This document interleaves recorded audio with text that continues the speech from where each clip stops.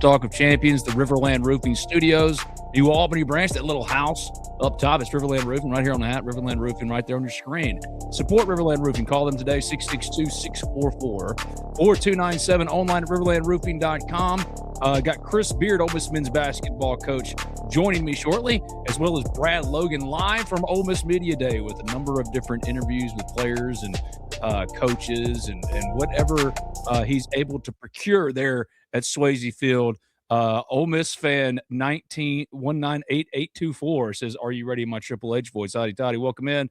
And yes, at Too Tall Paul 94, it does smell like baseball season, and we'll have a lot of baseball coverage for you over this hour here on Talk of Champions. Again, brought to you by Riverland Roofing and so many more, including my hometown bank of B&A Bank. Call them today, 662-534-8171, online at bnabank.com. Chris Beard should be coming on in about 15 minutes or so. Zach Berry said he'd be joining me at the top of this hour to kind of talk about some recruiting matters before we get into Chris, and then Brad Logan, who's at Swayze Field for Ole Miss Media Day. Mike Bianco is speaking, I think, right now. Supposed to be going from like 1 to 1:30, and then Brad's going to have a bunch of breakout stuff. So thanks for coming in and hanging out for Talk of Champions. Thanks to Riverland Roofing, B&A Bank, Tannehill Carmen PLLC, which has served Oxford for 20 years. Contact them for your legal needs. 662-200-8734. That's 662-200-8734. In a couple of days, Trinidad Chambliss on Thursday, 9:30 a.m. Central Time in Pittsboro, Mississippi, will be taking the NCAA to court. And yesterday, some news came down that I don't think is particularly germane to Trinidad Chambliss's case, but at least we need to talk about it. I don't know if y'all saw this, but former pro Charles Bediako, who had been playing games for Alabama, attempted to get his preliminary injunction Friday, I'm going to say, and then yesterday was that preliminary injunction was denied, so he's no longer eligible. And what is Trinidad Chambliss going for?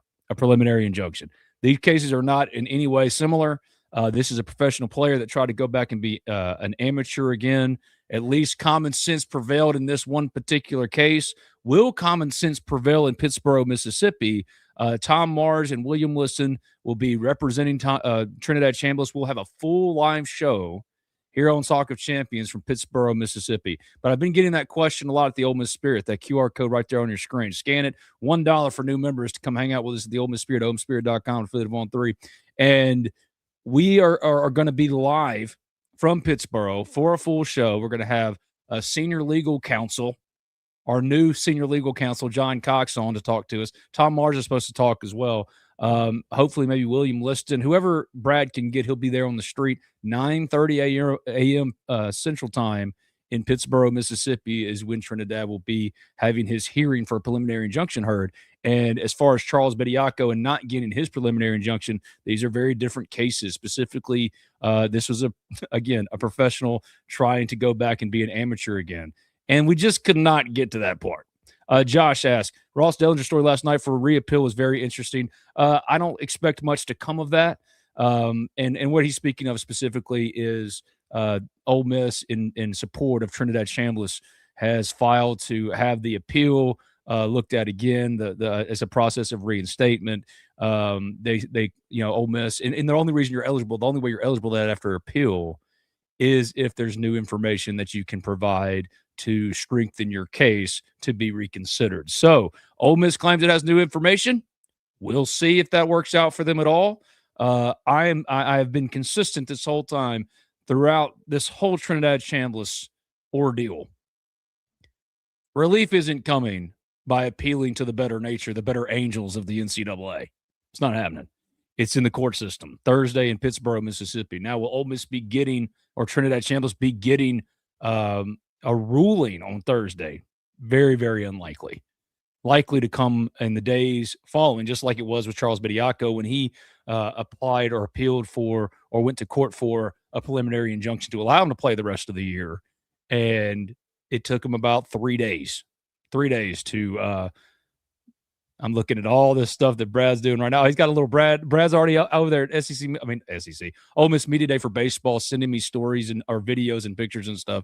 He'll be coming to us from Swayze Field shortly. But Charles Bediako, he appealed, or stop saying appeal, Ben. He filed for his preliminary injunction in court against the NCAA late last week. It took about 3-4 days to get it done. I could see a similar type of wait period for Trinidad Chambliss. So while the appeal, or not the appeal, Ben, but the preliminary injunction hearing will be heard on Thursday, you probably won't get anything until next Monday. If you get something early, great, but you need to be prepared to wait for a little bit. But these two cases just don't really match up at all. And, I've been hearing a lot of people say, well, what does that mean for Trinidad Chambliss and him going after his? Nothing at all. And I'm fascinated to see how it all kind of plays out, because if you think about Ole Miss without Trinidad Chambliss next year, it just looks different. It looks immensely different. But Ole Miss is back practicing, going through its strength and conditioning program. On the Ole Miss Spirit, OleMissSpirit.com, Affiliate them on 3, ran a photo gallery today with different photos from Ole Miss. Has started back with a strength conditioning program, and it's got different players on there. Let me find it for you. Look at there. Here's Carius Kern. Here's the first one up. Carius Kern, one of the highest ranked, actually. Highest ranked transfer added by Ole Miss in the offseason. I didn't know that, according to ESPN. Number 55 overall. There he is working out. There is Shakai Mills-Knight working out a little bit for you, for your viewing pleasure, if you can see it online. There's Shakai. He's going to be a beast. Well, I'm in the wrong thing now. He's hopefully going to be a beast for Ole Miss this year. Obviously, Kewan Lacey returns, and they hit that position hard in the portal with Mekhi Frazier from Michigan State, Joshua Dye from Southern Utah, who rushed for like 1,800 yards last year, JT Lindsey from LSU. But there he is. That's Nick Cole. That's Cam Franklin. There's Walker Howard in his return to Ole Miss. Can you believe it? There he is after a 1-year stop at Louisiana. But I wanted to get to guys. There's Luke Koss. There's Deuce Alexander, the new number 1 wide receiver after Harrison Wallace and Dejon Stribling went to the NFL.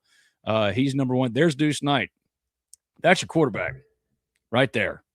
If Trinidad Chambliss isn't successful on Thursday or in the days following, that's your quarterback.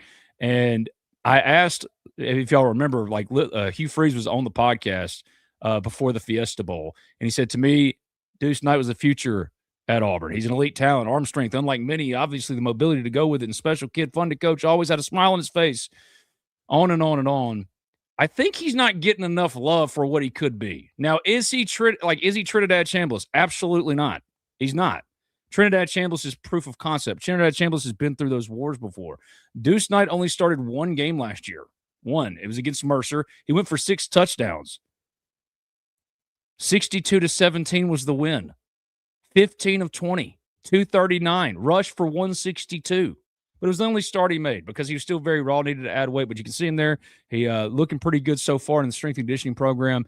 And if it doesn't work out on Thursday for Trinidad Chambliss, he's by far the favorite. Walker Howard's only played in, I think, 4 games now over his career. He knows what his role is here.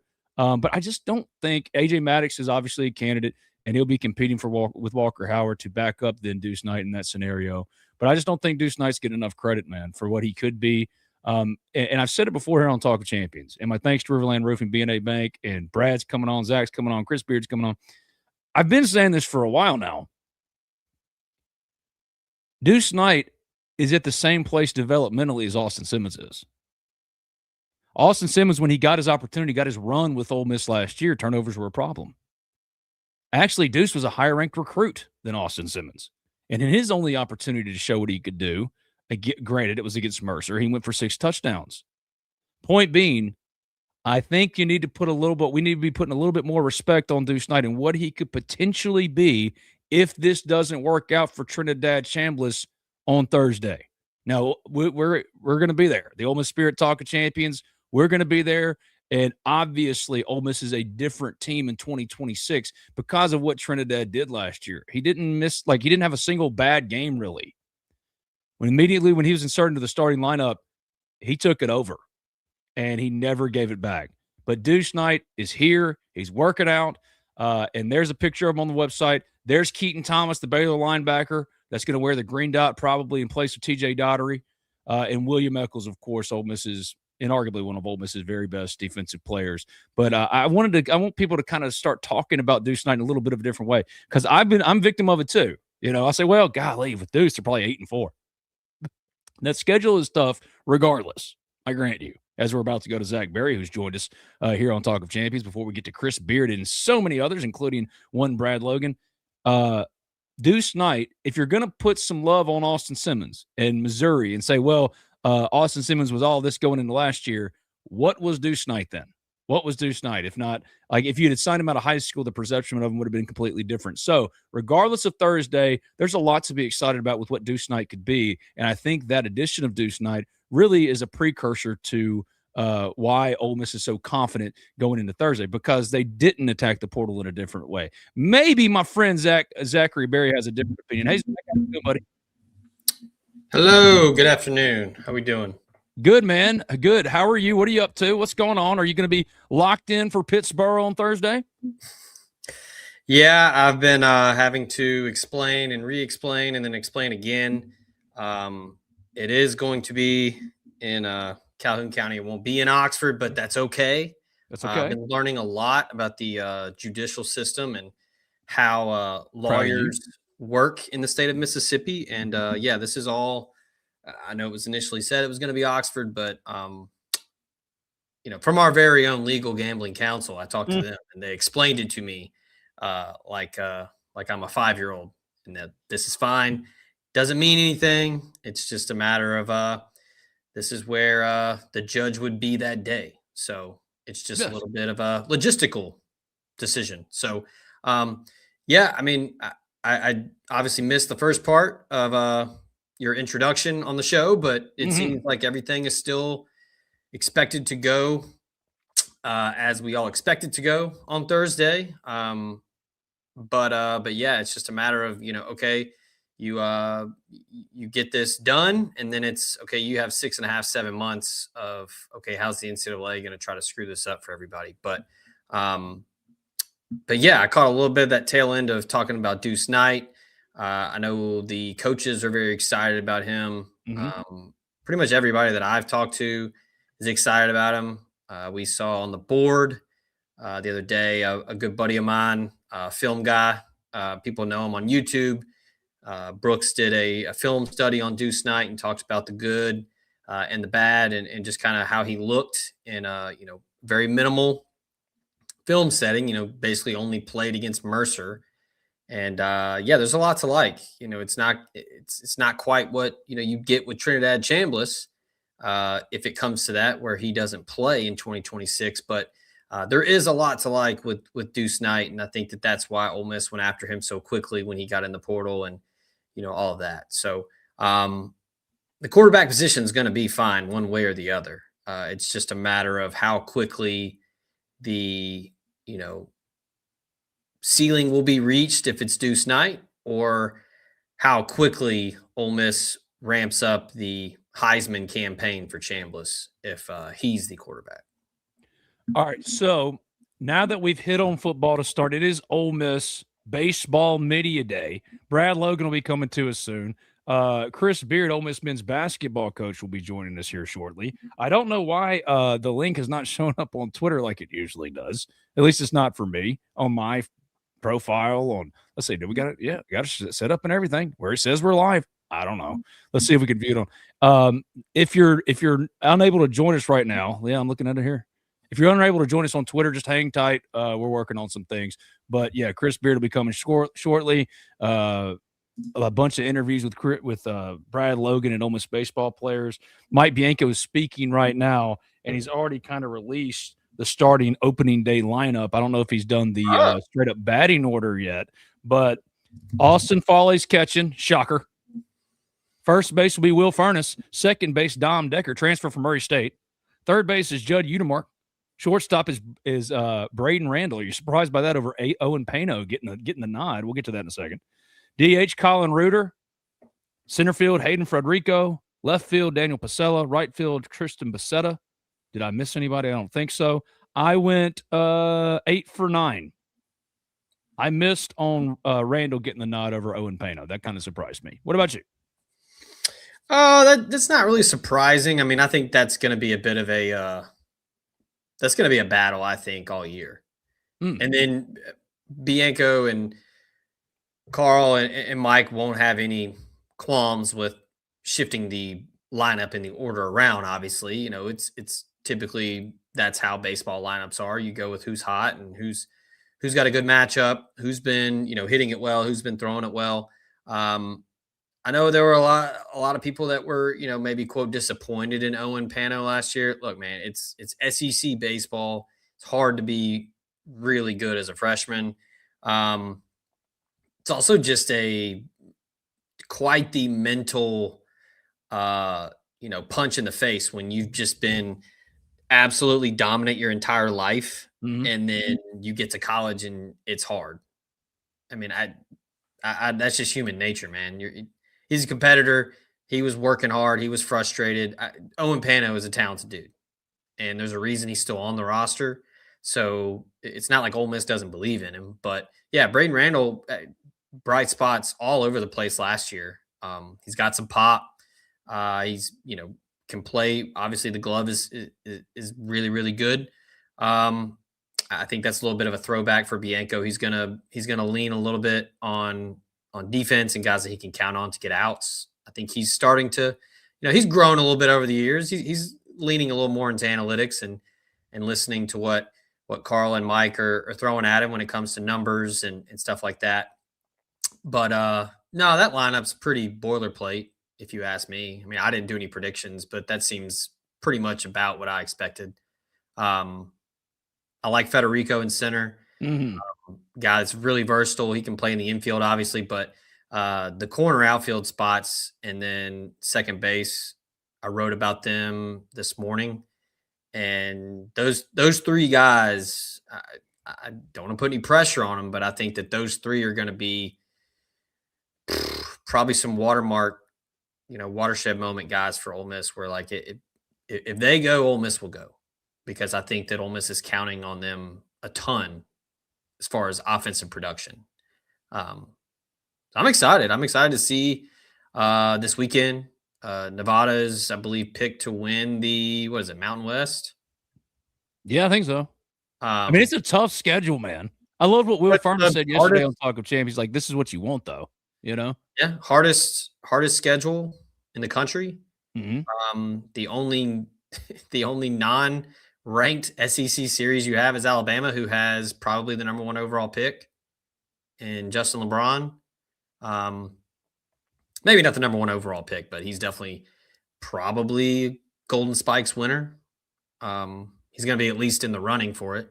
Um, so yeah, there are no weekends off, and there hardly ever any weekends off in the SEC in baseball. But this year for Ole Miss, I mean, it is just you're just getting kicked in the gut every single weekend. So it's going to be you're going to find out real quick, Ben, how good this baseball team is, and they're going to be tested. There's going to be some adversity, but it's a good mix of young talent and some old heads. And you've got guys like Udemark and Furness and Hunter Elliott, guys that have been around the program. They know the score. They know what's expected. Uh, this is a team that is itching to get back after losing the home regional. They want to get back to the postseason. They want to get back to Omaha. So we'll see. I don't know. I was going to ask you, Ben. It's been kind of all over the place with preseason polls, where some people have them in the top 15, some people don't have them ranked at all. Right. I've seen some, early, 8 for Omaha predictions where some people have Ole Miss in Omaha, and some people, don't even have them in the top 10 in the SEC. So, Which seems crazy to me. yeah, and that's just. I mean, obviously, our listeners and readers know. I mean, that's a testament to the conference. Yeah. But But still, like, I mean, from a team that won 43 games, it's like I understand the schedule conversation. sure, yeah, I completely it's a tough schedule. But if you're Ole Miss, like Will Furnace said yesterday, this is what you want. This is the kind of schedule you want, man. There'll be no better sure. tested, battle hardened team. And like if you look around, they return essentially everybody, essentially, of consequence. Like you would have loved to have Mason Morris back. You'd have loved to have Will McCausland back. there are certain players that you would obviously have wanted to keep here. Like Ethan Sarwick was a big loss. Yeah. He was going to be a bat this year. But the thing is it's not like he had an automatic starting spot. No. That's what I'm saying. Like Daniel Pasella, Tristan Bassetta, and Dom Decker. Those are your 3 transfers that are starting on opening day. The rest are returning guys. All of them. They're an older team. Will Furness, Judd Udemark, Braden Randall. I mean, I get from that perspective specifically what Mike's going for, but because of like older teams are, if you look at analytics, especially in recent years in college baseball, older teams typically are the ones that win the most, right? Yeah. I mean, it's hard in any collegiate sport for true freshmen to come in and be elite. Like I was talking to somebody today about the Ole Miss basketball team, and like I know the Boozer kid at Duke is really good, probably going to win Player of the Year. AJ DeBasanta at BYU is probably number 1 overall pick. Those don't come every year though. Those aren't grown on trees. Like Cooper Flagg is absolutely giving it to people every night in the NBA, and he's 19. Like those dudes don't come around very often. So like especially baseball too, man. It's such a heady game. It's hard to be a true freshman and just come in and be lights out from the jump. Like it's true freshmen do show out, no doubt, but like from wire to wire, it's hard.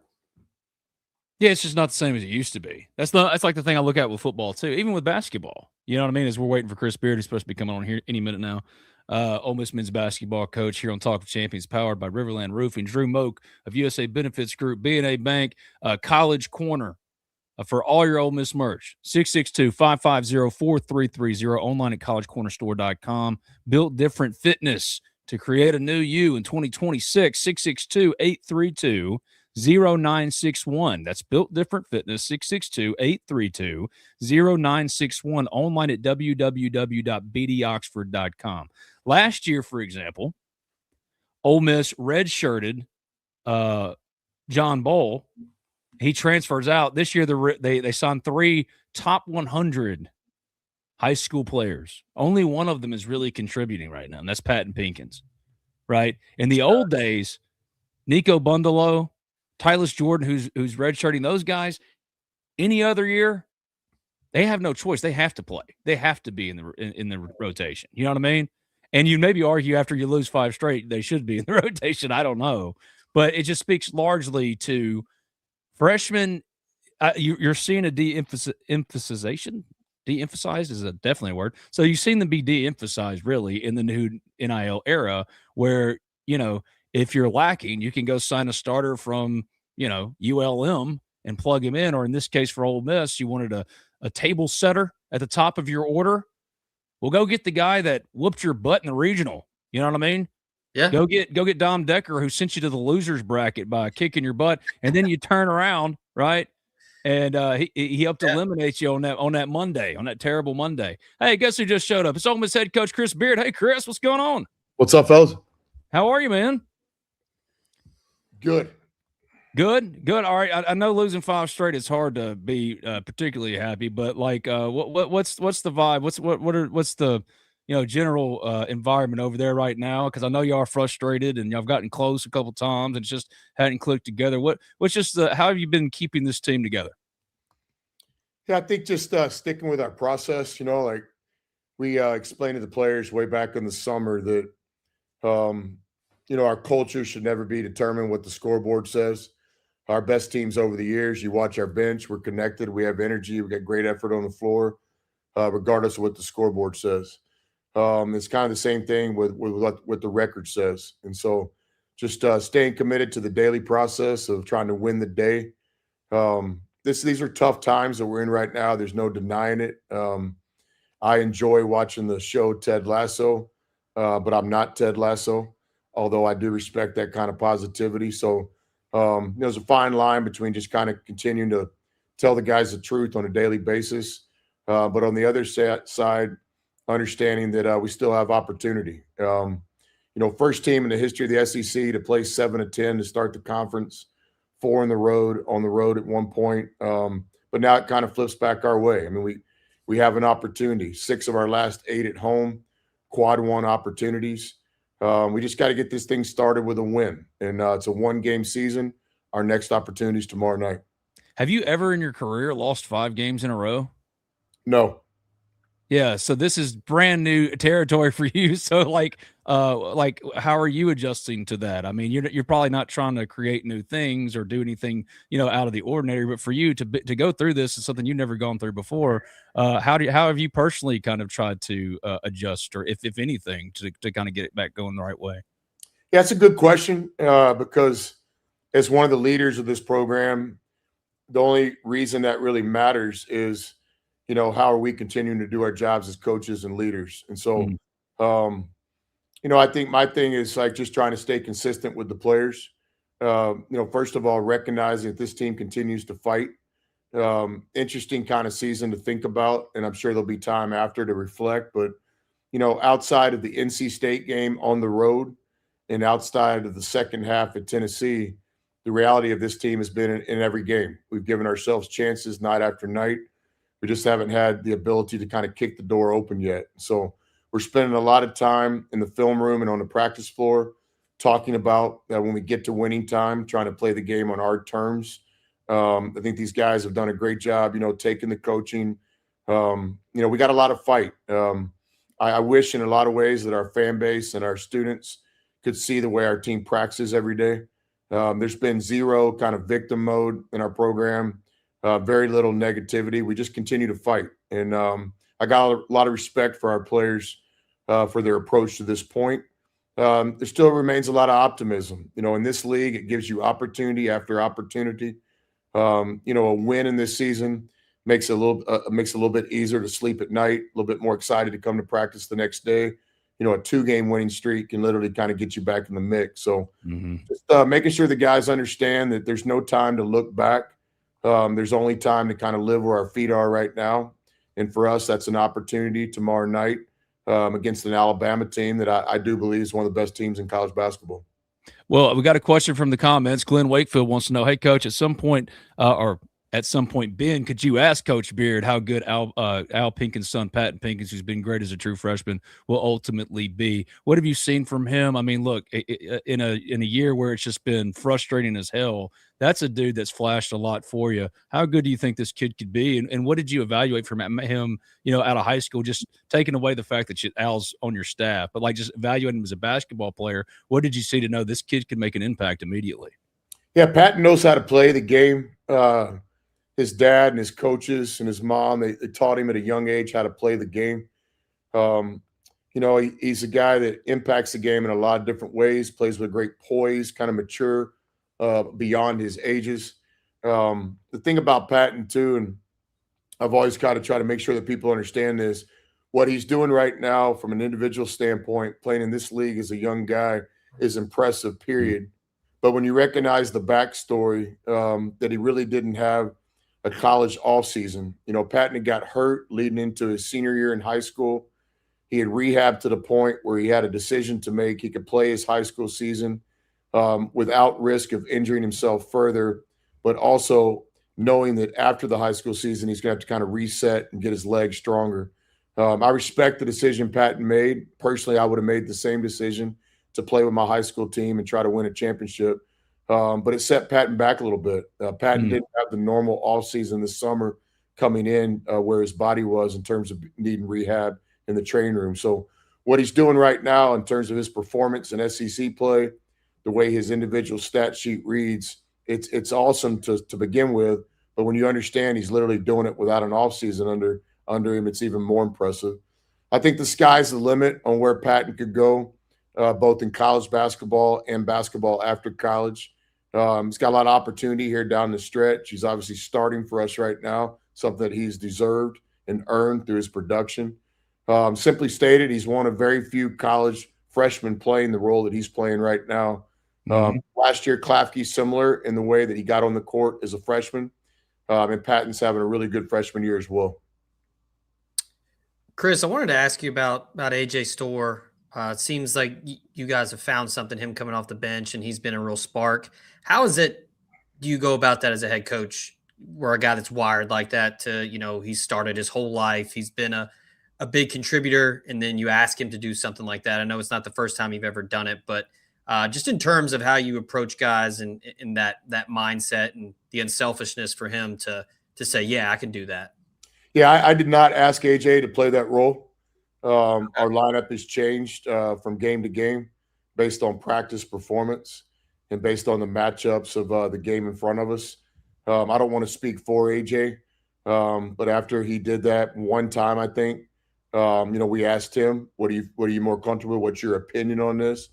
Not that he was going to make the decision, but I was interested in his input as a veteran player, somebody that I respect and trust. And AJ said, "Hey, let me stay in this role for now. Let's see if we can get off to the next game." So this was not a request that I had of AJ. It was a decision that he made as well. To me, it's a kind of a non-story in terms of who starts the game. It's much more important who finishes the game. I would tell you that in some of our roster builds over the years, our best player has been the sixth man. Most recently, Brakefield here at Ole Miss. Before that, Jabari Rice at Texas. But this hasn't been a deal where me and AJ sat around and talked about it. We made a decision. It's kind of been just a next game starting lineup decision. But I do recognize AJ's unselfishness in his willingness to play whatever role we put in front of him. What was it like the return to Texas? Neil wrote a great story where a lot of your former players you weren't expecting them to be there. That could have been a hard return, and there was some stuff that was said. But for you to see those former players and that experience, what was it like, and what did it mean to you for them to show support to you like that? Yes, really next game on schedule. Not coaching speak. From a personal standpoint, not only myself, but the other staff members that we have on the team that used to coach there with us, we try to eliminate distractions as much as we could. Zero personal experience the night before, the day of the game. In terms of the game, really next game on the schedule. I think what Neil saw, and it was a personal deal, like coming out of the press conference after the game on the way back to the locker room. I was touched personally that we had a lot of former players that not only came to the game, but stuck around after the game and made a personal effort, to come say hello to us. And that did mean a lot to us. Don't get it wrong. Those guys are still rooting for Texas. That's their school, their alma mater. But for them to take the time to come over and have some personal moments, that was unexpected for me. I wasn't expecting that. I wasn't anticipating that. As a coach, that means the world to you. No different than we've had a lot of Ole Miss players come back this year. Not only guys that we were fortunate to coach, but Marshall Henderson. He took the trip to Austin, and he was at the game for us. One of AK's great players and somebody I have a personal relationship with. So, as a coach, anytime former players take the time and effort to come back and see you on a personal level, it meant a lot. It really did. Neil was kind of right there in the room and saw the whole deal. Well, it's funny because you weren't expecting that. I don't think many Ole Miss fans were expecting you to get thrown out of that Tennessee game. So Ole Miss fan 198-824, Coach, you showed out in that Tennessee game. Thanks for being a rebel. So hey, was it just frustration boiling over? Did you want to kick some, get some fire lit in their pants? Like, what kind of led to that for you? And because that's not typically how you operate in game. Yeah, my thing with technical fouls is I've always thought it's discipline. We ask our players to never have a player technical foul. We don't ever want to be sitting in the locker room after a 1-point loss and look back and have regret in that row. So I've always thought as a coach, if you ask your players to exhibit that discipline, we have to return that discipline. I do think that sometimes, whether it's a home game, trying to get the home crowd involved in the game, or whether it's a road game, trying to fight for your players, it's necessary as a head coach to get that. That game, it really wasn't bowled up frustration. It was more of just a calculated move. I did think that there was enough time left in the game where if the officiating got back to where it needed to be, a more balanced approach, a more consistent approach, that maybe our team could make a comeback in that game. Chris, I'd be remiss if I didn't ask about it. It's obviously in the headlines. Charles Bediako ruled ineligible. you don't have to comment on that in particular, but just the landscape of recruiting and how different it is from, now when you were at Texas Tech and just with the portal and with all this, guys, in the professional ranks coming back to college and all that. I mean, as far as your approach to handling that moving forward, I mean, is that something that you've ever looked at? Have you even thought about it? I mean, what are your thoughts on how the NCAA and everything have handled the ebbs and flows of this? Yeah, I do not know any of the details of that situation. I just haven't had the time or desire to really even consider it. Much more interested in what we're doing on a daily basis here. But a couple things personally with this from my perspective, my opinion, solely my opinion. I think as coaches, we all would just like to know what the rules are. Mm-hmm. Whether we agree with the rule, disagree with the rule, we're not in the room for the most part when rules are set in our sport. It's a room filled with administrators and presidents. The coaches have a small voice in terms of coaches' influence with the Coaches Association and different committees. But rest assured that I'm accurate in this statement. As coaches, we don't set the rules to our game. I think we would all like to just know what the rules are. And then we can all adjust. We can all choose ways to build our program, but we have to know what the rules are. The frustrating thing in the times of basketball right now is that none of us know what the rules are. As competitors, we're all going to try to find areas that can improve our team.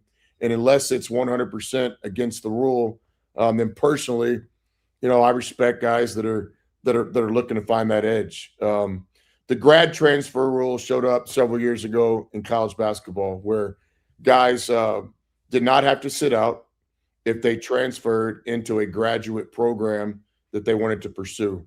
We were one of the first teams that took advantage of that. We saw the rule. We understood the rule. We chose to get into that space. We signed 2 players, Matt Mooney and Tariq Owens. They came to Texas Tech under that rule where some coaches chose not to participate, where some coaches thought that won't work. We thought it would. And with those 2 players, we played on Monday night. That would be one example of knowing what the rule is and choosing to try to find an angle where maybe we could help our roster. The challenging thing right now is nobody knows what the rules is. The second thing that I would say is that I would like, in my personal opinion, just for the fans to know, the idea that we're going to try to compare an American player that left college, played in pro American basketball, and then came back to college. We just have to know, hey, is that going to be allowed or not? What's the rule? But to compare that to international players that come over, it's not apples and apples. Let's think about this. For the most part in Europe, these players can't play high school basketball.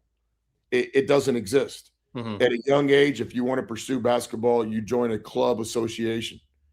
And then as Americans, we view that club association because there's some type of contract as, well, that's professional basketball.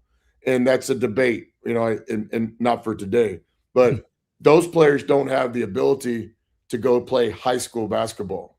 They play club basketball. And for the most part, we recognize that as some type of professional basketball. So the idea that all these European players that, yes, were under some type of pro contract in their club team at 16, 17, 18 years old, they're not able to play high school basketball. So from my personal experience, and I could be wrong on this, but to my knowledge, there's nobody that was playing professional basketball in Europe that was making 7 figures that turned that contract down to come now playing American basketball. So that'd be just one thing that I think that the fans should understand, that a lot of those players, they didn't have a chance to play high school basketball.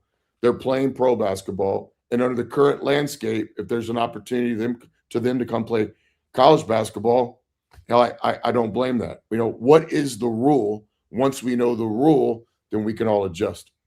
I'll get you out of there. I'll get you out of here with this, Coach. What's been the biggest surprise about this team to you from what you felt about them going into the year, and what gives you confidence that despite how tough it's been, that it can turn around and with all these opportunities in front of it, build a resume worthy of consideration? Like, where are you in both of those?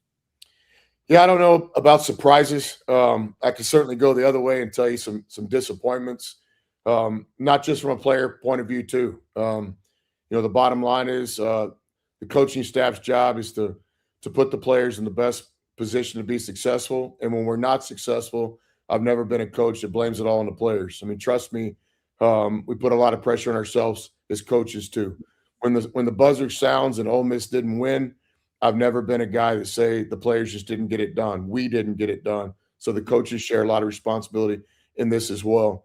In terms of my belief, I mean, this is just the way life works. It's like, I think God kind of set this thing up like this, like you're coming off your worst day and there's no rule in life that says today can't be the best day of your life.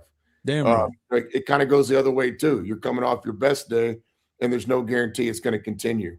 It's like Prince today, frog tomorrow, or, frog today. Why can't we be a Prince tomorrow? Coach Knight always said, Prince today, feather duster tomorrow. And I never knew what a feather duster was. And in an intimate conversation with Coach Knight, he educated me in the way that only Coach Knight could. And so he kind of dumbed it down to me and said, Prince and Prague. I didn't know do you guys know what a feather duster is? I do. Okay, I didn't. I do. But you know how I know that? Because you're a guy who probably, like, you're like me. Look, man, my girls keep talking about wanting to go back to Disney World, bro. I thought the feather duster from Beauty and the Beast, bro. That's the first thing that pops in my head, dude. I mean, I did have to dust when I was a kid. I had chores. But my deal was we had that pledge, that yellow stuff, that lemon. And I was told very, very clearly by my mother what to pledge and what not to pledge. I want to say that we had this one wood piece of furniture that had a gloss on it or something where I was told not to pledge because it was going to get sticky and ruin it. And I did not have discipline in that moment and made a mistake. But yeah, back to the feather duster. I did dust as a kid. I was not a silver spoon privileged kid that did not have chores. I did. Unlike this one over here. Moving forward, I mean, this is life, man. It's like as a competitor, like yesterday is gone. The future really doesn't matter if we don't take care of today. And so, yeah, there's going to be some narrative about our tough schedule, 7 of 10 on the road, 4 in a row. I understand that, but there should equally be a narrative that we have a chance here down the stretch. Now we have 6 of 8 at home. We have multiple quad one opportunities. And so it's whichever way you look at it. I choose to look at it from a positive standpoint, as a competitive standpoint. Nobody likes a crybaby. I mean, let's go, man. We got a chance to play Alabama tomorrow at home. Let's strap it on. Let's go. And, can we win a game? We feel a little bit better about ourselves if we could get it on a 2-3 game winning streak. And I would argue we're right back in the fight in a lot of ways. So I hope our fan base shares this view that the next game on the schedule is an opportunity. I'm confident that our students will. We've worked really hard to develop a real relationship with our students in our 2.5 years in Oxford. And we need them. My promise to the students is that there are going to be days sooner than later where you got every reason in the world to get up and come see a top 10 ranked Ole Miss team play a great Alabama team. We're on the other side of the coin right now. We need them. We need our students. And I'm confident that our relationship is real and we'll have a great student turnout tomorrow. And we're asking our season ticket holders to hang in there with us. If you can't come to the game, please take the time and effort to make sure somebody's sitting in your seat. But no, my source of optimism moving forward is like, we got a chance to play in the SEC. We got a chance to play on national television tomorrow. As a competitor, how can you not be excited about this opportunity? Last thing, Chris, you mentioned how much it meant to you for those former players to come back, and you mentioned Marshall and some other guys that come back and see you. What would you say is probably the thing that you're the most proud of in your 2.5, almost 3 years in Oxford that you've done in a short time? Yeah, I think we've changed expectations. I think the fact that we're all kind of in this mood that we're in right now, to me, isn't necessarily an all bad thing. I think for people to expect Ole Miss to be competing in the SEC, to expect Ole Miss, when you check the ticker, that we won the game, regardless of wherever the game is or whoever the opponent was. I do think that we've changed expectations, and I'm proud of that. And now the responsibility of the program is to finish this thing strong. Let's win some games. Let's get back to playing some meaningful games in March, and I think we have that opportunity in front of us. But although we're still in the early stages of this build, year 3, I do think it's accurate to say that the expectations of our program have been changed. And for that, I'm thankful to Matt Burrell, Jamie and Brakefield, Sean Padula, Barnes, Dre Davis. I'm probably missing a few. And so I think we're in a good spot right now in terms of just the expectation that, I expect to win the game tomorrow night. And I know a lot of our fans do too. And I'm not apologizing for that. Well, Brandon Tyler says at some point Chris Beard's going to have a statue on campus. Book it. So regardless of how frustrated it is now, no one can deny the good work you've done. Thank you for doing this, Chris. I really appreciate it, man, and we'll have you on again. All right, guys. See y'all tomorrow night in the pavilion. Thank you, brother. That's Chris Beard, Ole Miss men's basketball coach. Joined us here on Talk of Champions. That was fun, man. I really like Chris Beard, man. He's no bull crap. You know what I mean? Like he's honest. He's real, and it's hard to not really get behind that dude and support him in that way. As far as like signees or looking ahead to next year, like before we jump to Brad here shortly, what did you kind of think or what do you think so far of number one, the signing class that they've got, what they could target in the portal, this kind of like the roster makeup, who stays, who do you think is replaceable? Because I've said that outside of the top or the 3 top 100 high school signees, I think everybody could be replaceable this offseason. What are you expecting, and what did Ole Miss what has Ole Miss gotten so far? Yeah, that's how it is every year, right? Like it's this as a society, as a group of people who watch sports, regardless of which sport, it's a what have you done for me lately type of thing. And then with NIL and the portal, it's the same way. But yeah, people probably have already forgotten because the season's going on and everything. But I mean, Ole Miss had the 12th ranked signing class in the country last year. You mentioned Bundalo, you mentioned Jordan. We've obviously talked about Patton Pinkins. You get Comardine, and then you get all the transfers. But yeah, I mean, there are some pieces there. And look, Chris Beard, the old adage, he's forgotten way more about basketball than I will ever know. And that staff, I mean, I'd love to do the math on the collection of years of head coaching experience and just coaching experience in general in that building. But those guys are signed for a reason. And, they want them in the program. I mean, you got Bundalo, who was 30th in the country, Jordan 47th, Patton was 84th. And these are guys that you can build around. It's just a matter of how have they progressed so far? Are they progressing in the right way? I mean, I think a lot of people were disgruntled with John Bowl, McDonald's All-American, 5-star, everything. And then now he's over at UCF and he's playing well. I don't think that's like why in the hell did Ole Miss let him go? It's just, that's just how it is sometimes, man. It's hard for freshmen to come in and play right away. It's incredibly hard. And Bowl just needed some time. And I think Ole Miss deserves a lot of credit for what he's doing right now because he worked his ass off every day. He wasn't playing, but he was still getting worked out just a little bit and improving, as a player, regardless of how many minutes he got. So, yeah, as far as looking ahead, I really like what they've done in this class. Well, hold that thought because Brad Logan is live from Ole Miss Baseball Media Day. Mike Bianco has wrapped. I want you to keep that thought, all right? I need you to finish that because you're on us on your cooking there. I'm going to take you off and say hello to Brad Logan and Judd Udemark. Judd of Judd U fame, not the returning home run leader, 22 bombs last year for Ole Miss. No, that's my friend Judd. Hey, Judd. Hey, Brad. How we doing? Doing well, Ben. Just talked with Judd just a little bit ago, and Judd is kind of elaborating. Everybody's excited about the season to start. Yeah, that's right. It's going to be a big year, Ben. Obviously, good to see you, man. My guy. I'm looking forward to this year. I think it's going to be a lot of fun. It's my last ride, so we got to make it special this year. Ben, I'll kick it to you. When you put it like that, Brad, when you put it like that, it just made me like kind of wistful and sad. My last ride? No, Judd, you're fam, bro. You're going to be coming back getting celebrated and stuff. So, anyway, I'm going to leave it to you, Brad. He can't hear. Take it away.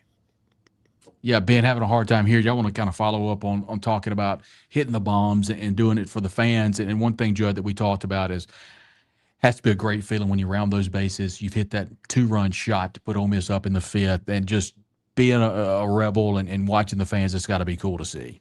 Yeah, and to reiterate a little bit, that's why you come here to Ole Miss, and that's why you stay here. Those are really this fan base and this atmosphere here. It's you can't replicate it anywhere else, and it's what makes you a Rebel for life. And I always want to be a part of this. I always want to be, an Ole Miss a staple of this program for however long it may be. But I'm looking forward to this season, and like you said, hitting the home run and looking out into the crowd and seeing 10,000 faithful, who have our back thick and thin. I asked you a little bit ago, but I'd love to elaborate for the folks back home. This pitching staff is one that has given you guys a lot of trouble, specifically hitters. I know I talked to you and Will, two of the best hitters on the team. And so I know one thing, it's interesting to see this pitching staff is going to be really good, right? Yeah, it's going to be special.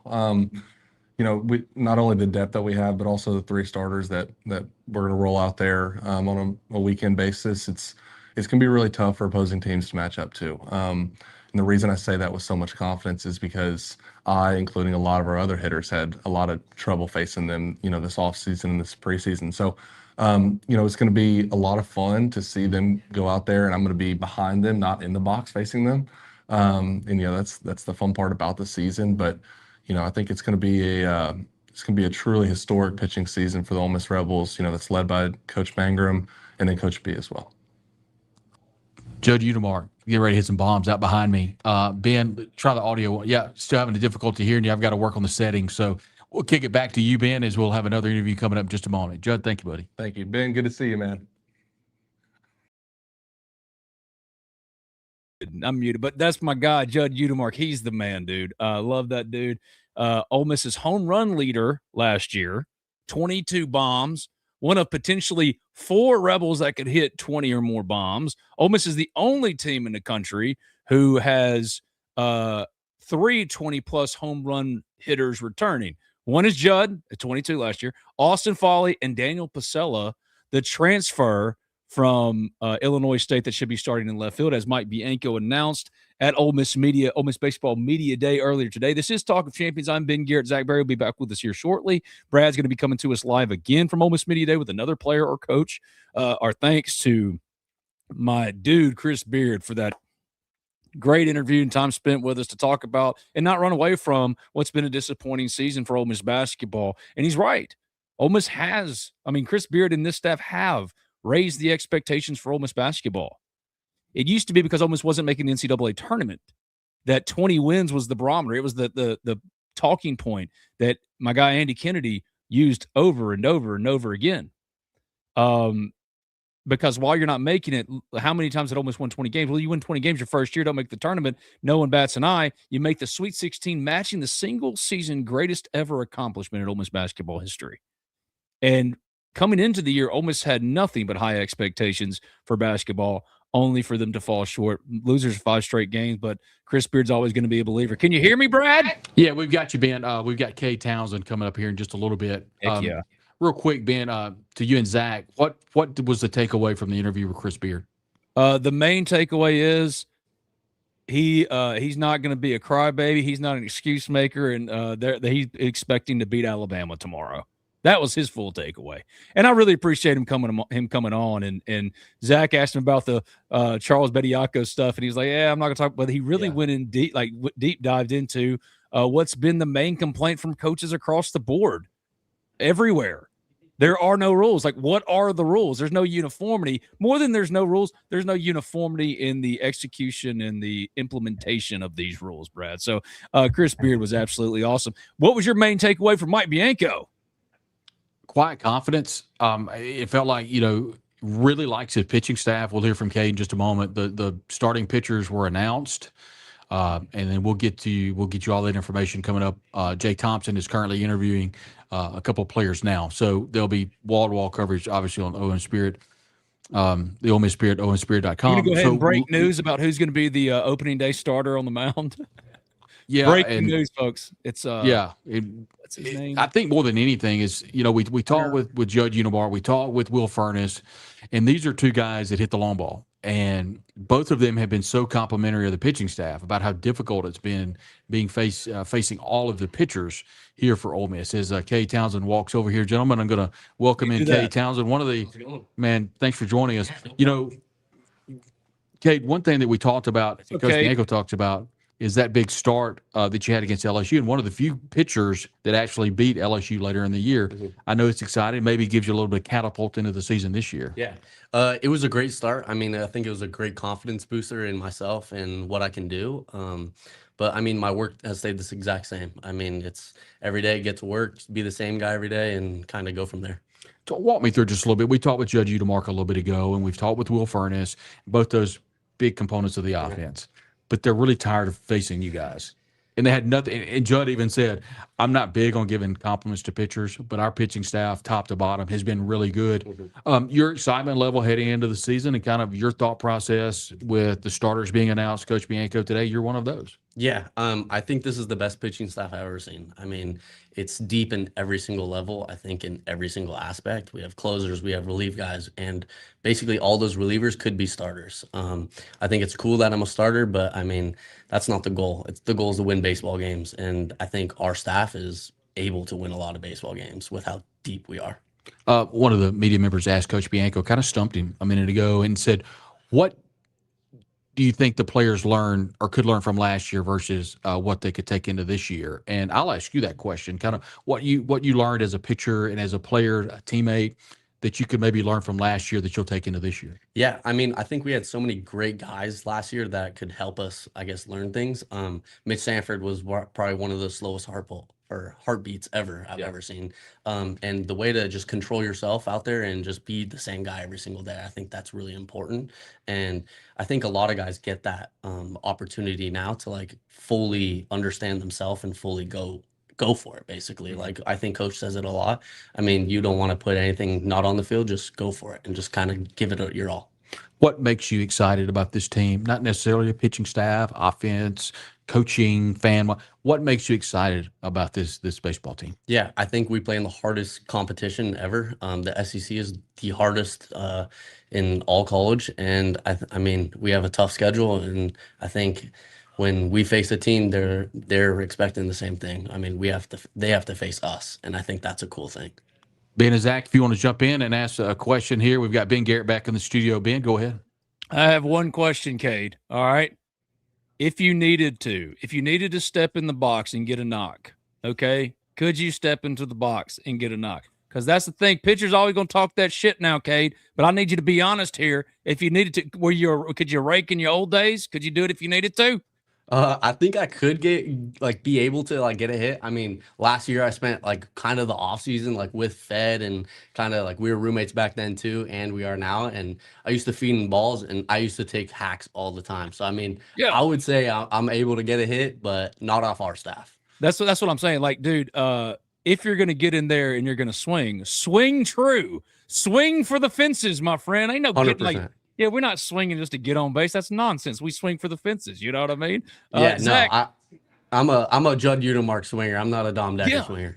Three true outcomes, Cade. 3 true outcomes. That's what it'll always be. Zach, give me something for Kate Townsend. A little non-baseball here. What was it like dealing with the ice? Yeah, I mean, I think it was kind of cool. Have you ever experienced that? No, actually, no, I have not. I never seen this much ice and kind of a town shut down in a way. But I think it was kind of cool because I had 5-6 guys at my house every single day, every single night, staying with me, and it was kind of cool to bond and kind of see the community come together. And the nights where you're cooking the most random meals because you don't have any food in the house for 6 guys and 6 hungry boys. I mean, I think that's kind of a tough thing to do, but it was awesome. We had a bunch of fun and good bonding moment. All right, I'll get you a baseball one here. But as a guy that's kind of an old head now, another year with the portal and new guys coming in. I mean, how quickly, just for inside baseball for the fans and the listeners, how quickly do you guys get acclimated, and how quickly does the locker room just become okay, you're part of the team now, especially with Decker, because that had to have been a little awkward. But how quickly do guys come in and get ready to go? Yeah, I mean, I think it's pretty quickly. We recruit good people. We recruit guys who want to play baseball at the highest level and who want to be here. So, I mean, I think it's really easy that most of our transfers, they come in the locker room and they're already a part of it. They're already chilling with us. They're already hanging out, joking around, being good teammates. And I think it's good on our recruiting coordinator, Carl Lafferty, that we only recruit good guys and good people. Guys, we'll get him out right here. I have to ask, Joel Mangrum is someone that has drawn a lot of attention from the fans, especially over the last couple of years. The pitching staff's been really good. What's it like playing under him, and what have you learned under him during your time at Ole Miss? Yeah, Joel's great. I mean, Joel, I would say he's like my second dad. I mean, I've lived with him. He's fed me. I've slept at his house. Like, he's just done everything. And I think the best thing is he cares more about the human than the player. And I think you don't get that a lot of times. You get coaches who care so much about the success of the player than not the human. And he really cares about the human, and being a good human is going to create the good player. And it's really cool to just see how he navigates throughout new kids, older kids, young kids, and he does a great job for everyone. One of the starting pitchers right here, Cade Townsend. Ben, we'll kick it back to you. Any more questions before we get Cade? He's got to get ready for practice. Just one thing. Go out there and, like, if the Ben, minute one of those. I have lost audio. I'm sorry, Dang. Ben. Sorry about that. All right. Bye, Thank you, guys. That was Brad Logan. Oh, shit, Zach's not here either. Brad Logan and Cade Townsend, they're out of here. Cade Townsend, one of the starters for Ole Miss this weekend. One of his weekend starters behind Hunter Elliott. It'll be Hunter. I haven't seen it specifically. Have you? Do we know exactly what it's going to be? We know it's Hunter. I figured it was going to be. I've predicted Is Hunter. he going to be Friday? Or is he going to be Saturday? Well, Hunter's Friday. Okay. Cade, I figured Cade would be Saturday and Will Libbert on Sunday. Did I get it right? I haven't seen it anywhere. I haven't looked. Go to the Ole Miss Spirit, this little website. Jake might have it. Hold on. Stand by. Saying, omspirit.com to live on 3. Scan this QR code right here and now. You get it for $1. Elliott Friday, Townsend Saturday, Libbert Sunday. Yeah. Break up the lefties. Yeah. Well, Elliott was great as a freshman on Saturday. And, sometimes, pitchers are, all due respect to Cade and all the other guys, pitchers can be kind of weird. They can be superstitious. They want to stay on a day that they like. Or just a little stitious. Sometimes guys might just want to, they like that jersey better. A lot of times Ole Miss would wear, the red top on Saturday, or they'd wear the blue. I don't know if they still do it that way. I'm assuming doesn't Bianco let the pitcher pick, or did they just go? He used to. I don't know if I'm pretty sure it's still a thing.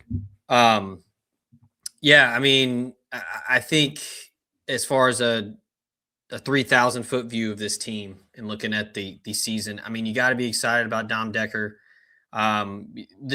We're going to probably be making the jokes for the first 2 months of the season with him being the Ole Miss killer last year. But Mike Bianco told Jake, he said, quote, he does everything very well.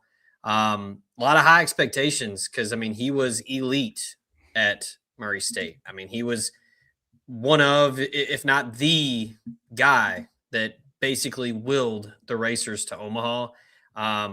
This is someone who is going to be expected to come in and play right away and to be a heart of the order, table setter, meat and potatoes type guy for Ole Miss. Lunch pail. I mean, Murray State won 44 games last year. It's program best mark. He started 60 games, led the Missouri Valley in on base percentage, hit 351. I mean, if he hits 351 in the SEC, Ole Miss is in Omaha. I'll go ahead and go on record saying that, because anybody hits 351 in the SEC and you're on a team like Ole Miss, you're going to be okay.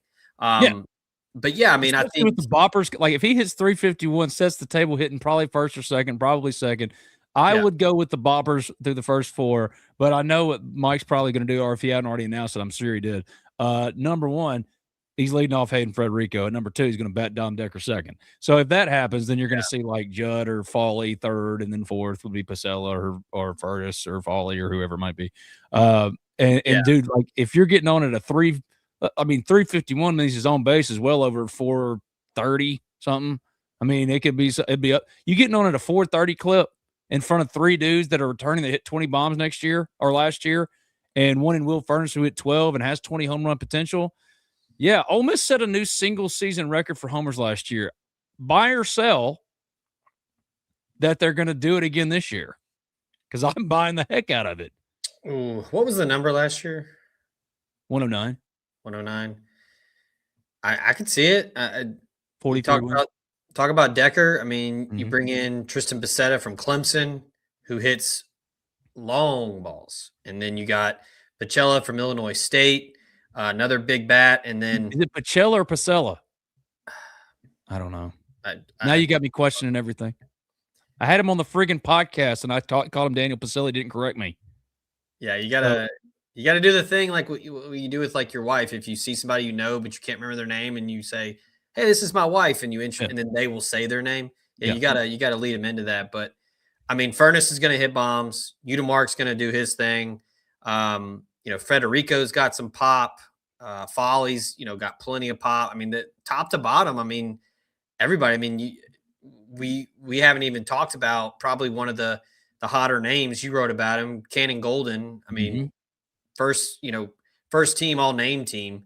But he's a guy that's going to find his way into the order. And Jake mentioned it on the board, and he was talking with Mike Bianco where Luke Romine has had a really good camp. Is somebody that a true freshman that has tons of pop.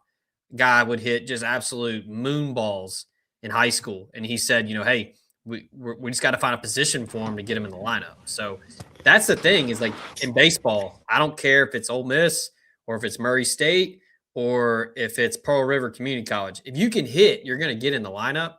So that's what you pay Mike Bianco and Carl and Mike Clement the big bucks to figure that out. So I think they could. I'm buying going over 109. Just pure depth of talent and just sheer raw power.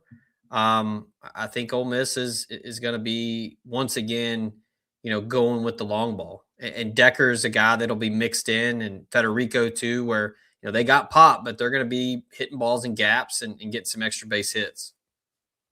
Ole Miss fan 198 who's been all in the chat. Like I don't know what's going on with Twitter today, but like the numbers have been muted because it didn't pop up on my feed and like it usually does or whatever. Ole Miss fan 198824. He's been all up in the chat almost by himself. He says, I'm sure I'm as sure we make it to Omaha this year as I am Trinidad is going to be our quarterback next season. That's interesting. All right. I wonder if Kalshi has some like props on that. Yeah. Do a parlay. Yeah. Will Furness and my guy at Old Memes, Will Furness and Judd Udemark both sounded serious about our pitching staff being tough to hit. That left rotation might take us a long way. I agree. And that's why if you're one of those talking about the difficulty of the schedule, those teams have to play Ole Miss, and Ole Miss seems pretty well positioned. Hey, Zach, what was that final thought that you had? And I interrupted you on so I can get you out of here. I told you the first 15 minutes, I kept you for an hour. Yeah, we were talking, we're going to circle back to basketball. Talking about what Ole Miss has got in the 26 class. I really do like these two signees, Johannes Connor and Jaron Salisbury, two just electric athletes. Both can really get up off the floor and get to the rim. Salisbury from Wheeler, elite high school basketball program in Georgia. Mm-hmm. Just go on Twitter and just look his name up and you'll see some ridiculous highlights. And then same with Connor, a combo guard, 6'2", but plays at a really good program at Combine Academy. I mean, he had offers from Illinois. He had offers from Wake Forest. Somebody that, Auburn wanted him. Somebody that chose to come play for Chris Beard. And I think that, I talked to Connor and he said that it was he called it a genuine family atmosphere. And I think that speaks volumes of what Chris Beard has built in a short time and the continuity of that staff and what they sell as far as coming to Ole Miss. I know NIL is a part of it in recruiting, but look, there's still some old school recruiting to this. I don't care about the NIL and rev share and all of that. Like that matters, but sometimes kids aren't all about that. And I think that's big. So I think those two guys, I think fans should familiarize yourself with them because they can get buckets and they're a lot of fun to watch. And I think just those super athletic guys, a little bit of a throwback to like Matthew Morrell and, that kind of athlete who can kind of do it all and can really get to the rim. So yeah, as far as recruiting, I mean, this class is 50th in the nation, so it's not 12th like it was in 2025, but still, look, Chris Beard knows ball, that staff, Al Pinkins, Coach Flanagan, the rest of them, like they know what they're looking for in these guys. And I'm excited to see what those guys can do next year. Cause I mean, you want to talk about motivated. Chris Beard's going to finish strong. He's going to fight his ass off and try to get this team into the tournament. But you want to talk about being motivated next year, that 2026, 2027 season, he's going to have a little bit of extra chip on his shoulder. Well, thank you, Zach. Late notice. I said, hey, I'm going live in 5 minutes. Can you come join me? And he said, yeah. Yeah. And just dropped everything and rolled on. You're the man. He's Zach Berry. He writes with me at the Ole Miss Spirit, olemispirit.com, and Fleet of On 3. This QR code on your screen, scan it today. Join us for $1. $5 trial for $1, a 5-day trial for $1, just to see what we're about and what we're like. We'd love to have you. Zach, me, Brad Logan, used to be Jeff Robertson, who's about to be the guest of Brad Logan coming up in just a second. But thank you, Zach. You're the man. Appreciate you, brother. He's out of here. That's Zach Berry. And this is Brad Logan and my friend Jeff Robertson. Hey. Well, they took us off. They took us off just like that. Somebody hit the wrong button. The question now is, I'm supposed to go pick up Gracie from school or go take her a skirt from school. Well, crap, Brad's back. Bye, Zach. Hey, Brad, what's going on? Ben, what's up? Got the man with me. You just mentioned him a moment ago, Jeff Robertson. And Jeff, before we get started, how big last year, first of all, was getting postseason baseball back to Oxford? Well, the first thing I want to say is that I understand what you did with Zach, Ben, because I just got grabbed out of the audience, too, to jump on here for a few minutes. But I appreciate you. I like your puffy vest. Your puffy vest. It was big to get back to an NCAA tournament after a couple of years having not gone. But playing at home is always the goal. I mean, everybody wants to host regionals, and it gives you the best chance to advance. And, unfortunately, we didn't last year, but we came close. But yeah, it kind of felt like we were back because we hosted and won 43 games, and it felt good, and that's, I'm sure, they're one of their big goals this year. Mike's in his 20 some odd year as head coach. You heard him a moment ago. Some quiet confidence, I believe. I think he likes his lineup a lot, judging by what we heard. Dom Decker will be the starter at second base. We talked with Judge Udemark, who kind of can play anywhere on the field. Clem even told us that he could play short if needed. He's obviously a power hitter along with Will Furnace. This team's really setting up to be quietly a really good baseball team. I think you look at Mike's career, hitting the long ball has always been a component. Has it ever, in your opinion, been as big of a component as it's going to be this year? That's a good question, because they it was last year, and then in years past it has been too. And I don't know. He's always kind of played some small ball, right? But then in years past with Petway, if you remember back in the early or 2010s, 2000s, what have you. So he's always kind of had that component. It just feels like this year it's a larger part of the game. Yeah, and I think it's kind of also been a little bit, even though we're quarter century in now, part of the system that he brought here.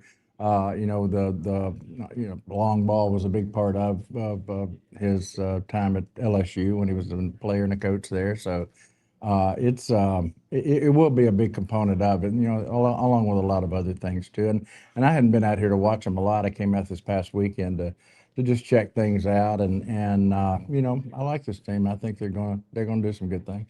Behind us, Jeff, I don't have to tell you anything, just right over there. A good while ago, but where the field was, and now this was built in the early 1990s, in fact, 1989, 1990. It's really grown. And how rewarding is it for you? Not only you've covered the program for a number of years, but now working for the university, but behind me, just seeing this thing behind us, it's incredible what Ole Miss has built. Yeah, I've been here long enough to gone through 2 of these ice storms, and every 30 years or so we have one. So I don't know. But coming to the stadium, and my I guess joke, but it's true, or my statement has always been, spent more time in this stadium than any place in Oxford but my house. Yeah.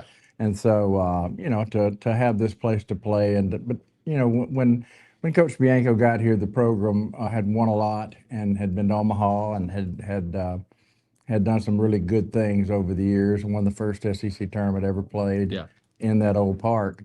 But the last 25 years, it's a different level and a different fan interest, and so it's been real rewarding to watch that grow through these years. And but he had a game plan when he came here, a blueprint, so to speak, and this big old stadium and the facilities were a part of it. A lot more ups than downs, but obviously it's been, somewhat up and down for Mike's tenure here at Ole Miss. Last year, to me, Jeff, it felt like getting postseason back in Oxford just kind of gave Ole Miss fans a chance to breathe a sigh of relief, because it had been away from Oxford for a couple of years. Obviously, winning that 22 national championship kind of cemented anybody's legacy, but kind of your overall thoughts on Mike Bianco, his tenure at Ole Miss, and just kind of a legacy, type guy here. He just loves what he does. And it sounded as excited to me earlier today, Jeff, than he did 20 years ago. I mean, it's fascinating to see how much he's grown. Yeah, and part of the last year, I was thinking, as you said, that started back, at Hoover at the SEC tournament where they advanced to, the finals and didn't win it, but won a lot of games to get to this point and to be able to host, and had kind of put it together at the right time, I guess, so to speak. But yeah, I mean, I remember the summer of 2000 when Mike Bianco and his staff got here. We were all a lot younger then, but we were energized by what he was bringing here, and I was working at the Ole Miss Spirit at the time, and just kind of was out here a lot and watched it grow, and the interest in the things that you've said already. But I know that we would have all liked to have gone to College World Series more, et cetera. But the program that he has built here, and that is now got so much interest and had so much success that it's been real rewarding just for me as an Ole Miss guy and a sports journalist too, to be a part of it and watch it to grow to this point. But I think he's as energized as ever, and I think he's as excited about this team as ever. So we'll see, and then they'll roll it out there this weekend. Ben, I just want to say that man wrote a great book with my guy Chase Parham, Stories of Ole Miss Baseball. Go get it if you haven't already. It's above my toilet, not because it's a piece of shit, but because it's the best toilet book I've ever had in my life. You know what I mean? God is good. I'm so glad to see my friend Jeff. Thank you, Brad, for your live broadcasting from Ole Miss Baseball Media Day. What year is this now, Jeff? How many years baseball? That I've been covering this stuff? Yeah. 1991 was the first year I was back in Oxford, so – You old 36 years or something. So I'm only 39 years old. So right. So since you were 3 years old, very young age. Yeah. All right. Well, thank y'all. Yeah, Ole Miss Baseball. Yes, thank y'all. Ole Miss Baseball opens this weekend, 3-game series against Nevada. That's Brad. That's Jeff. We're all at the Ole Miss Spirit. Jeff's not as often as he used to be, but it's the Ole Miss Spirit, omspirit.com, and affiliate of On 3. Scan this QR code. Join us today for $1. I'll see y'all at Swayze Field. I'll see everybody at the not the Tad Pad, the Pavilion for Wednesday's showdown with Alabama. Ole Miss looking to snap a 5-game losing streak. It's been a challenging year for Chris Beard and company, but my thanks to Chris for coming on this pod today and talking to us. You can get this full replay at the Ole Miss Spirit, omspirit.com, affiliate of On 3, YouTube, wherever you get your podcast, and search Talking Champions. Thank you, Brad and Jeff. See you. Appreciate it, Ben. And I'll see y'all soon. This has been Talking Champions. I'm Ben Garrett. Thanks to all of you for joining me today. Ole Miss fan 19 or 198824, man, you're the MVP of the chat. Zach Berry dropping in. Wednesday, what's the plan for Wednesday? I think it's me and Sudu at 10 a.m. We've kind of messed the schedule up this week because of Ole Miss Media Day. I think it's me and Sudu for Game Runs Deep at 10 a.m. I've been working on more guests. Been trying to keep this thing fresh and rolling for you guys. Got some football stuff I'm working on specifically. You don't have to wait till tomorrow at 10 a.m. to join me for an hour to talk about it. Go to the Ole Miss Spirit the other way, Ben. That QR code right there, man. Scan it. I would love to have y'all there with us. It is a slower time. Football's out of season. In basketball, it's been a struggle. Baseball hasn't started yet. I hope you're getting your brief respite, taking your deep breath right now, because here it's about to crank up something crazy again. Thanks to all of y'all for joining. Ole Miss fan 19982. Or thanks, Ben. Been an excellent show. Thank you. You've been an excellent chatter, man. Be well to you too, TRYXQB. My guy, talk to you, met you. Look forward to meeting all of y'all too, man, and hanging out with me at the Ole Miss Spirit. This has been Talking Champions. We'll see you tomorrow, 10 a.m. Central Time. It's me and Sue.